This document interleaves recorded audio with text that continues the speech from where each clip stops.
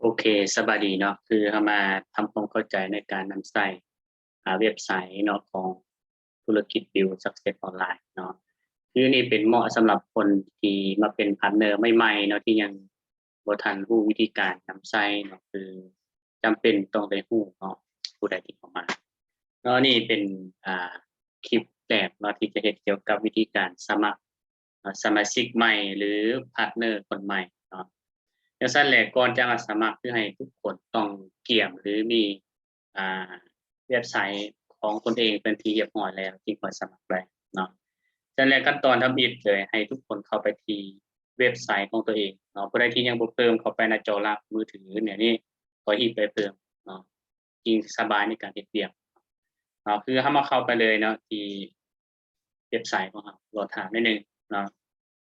รอท่านิดหนึ่ง เข้าไปที่นี่แล้วเนาะคือให้ทุกคนต้องไปทำความเข้าใจเนาะว่าหน้าเว็บไซต์ของเขามีหน้าต่างแบบใดเนาะ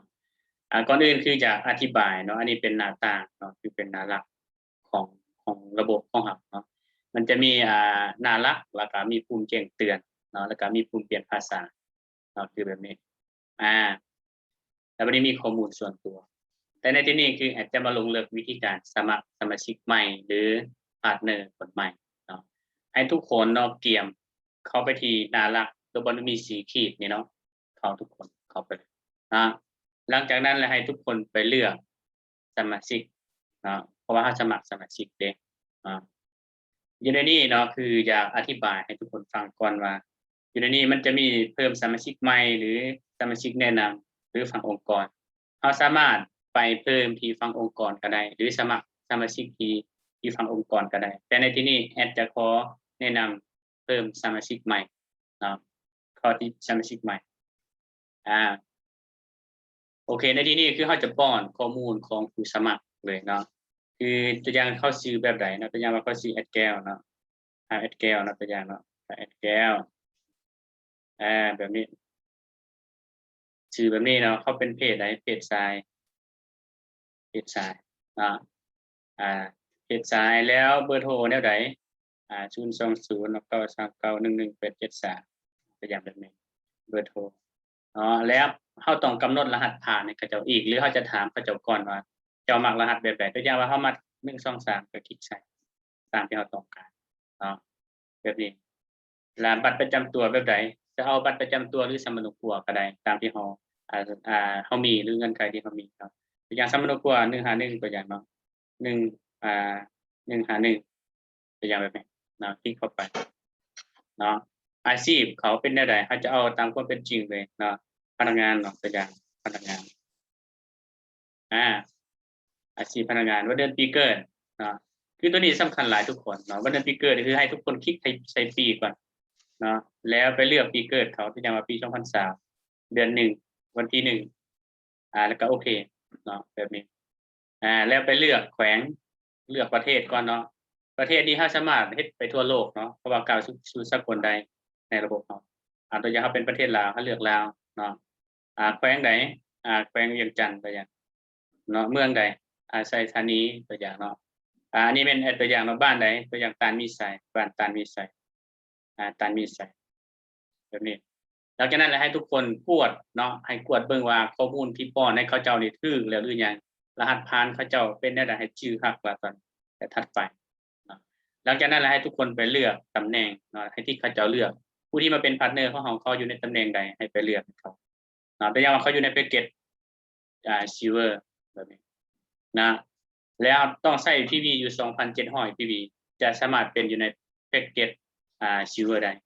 ฉันเลยให้ทุกคนฮอดนี้ให้ไปเลือกเรียบร้อยแล้วให้คลิกขั้นตอนต่อไปเนาะ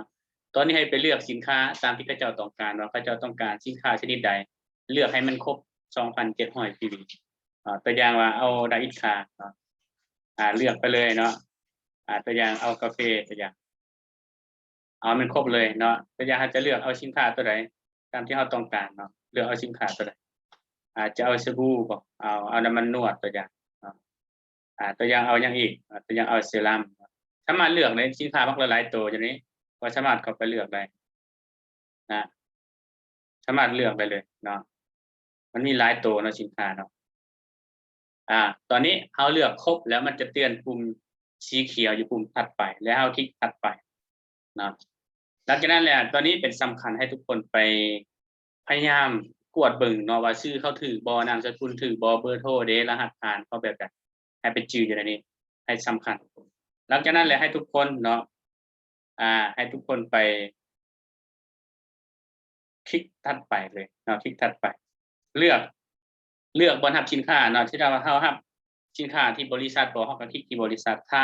าเฮาบ่สะดวกรับตัวอย่างเฮาคนต่างแขวงเด้ให้บริษัทจัดส่งให้เฮาเนาะตัวอย่างว่าจัดส่งหาข้อย